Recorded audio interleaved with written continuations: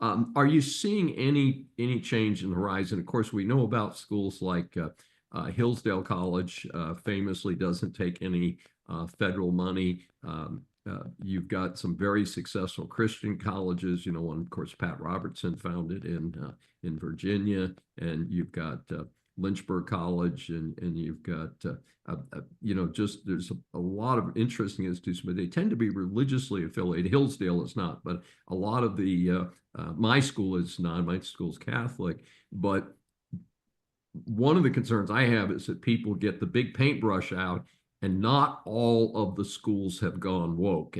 We're trying our best, but we're dealing with a lot less visibility and just frankly much smaller numbers of students. I mean, the big Ivies are running 20,000 plus students through their systems. We've got 3,500 students, so we're kind of outnumbered. Yeah, well, one of the trends we're reporting in campus reform is a mass exodus from the Ivies, from the elite universities that are concentrated in California and the Northeast. Students are flocking to Southern schools in particular because while they are looking for schools that are more patriotic and less tolerant or intolerant of campus spread terrorism, such as you see on the quads of Yale University or Columbia University, they're also discovering that SEC football is kind of fun. And so we see more and more students going there, and we see more and more students going to state schools in the interior of the country and to smaller schools, like you just mentioned.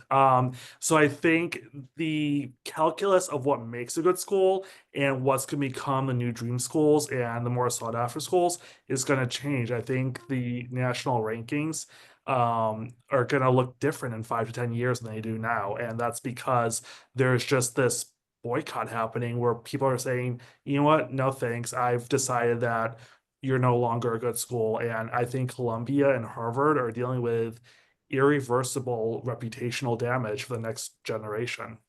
This is Dr. David D. Schein. Thanks for joining me for this special edition of Saving America. Remember, a new Saving America show is aired on the Brushwood Media Network every Saturday at 11 a.m. Eastern Time.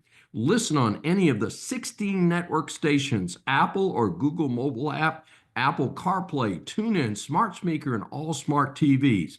Find more information at the brushwoodmedianetwork.com. Please be sure to join us each week. We welcome and love your feedback from our growing audience.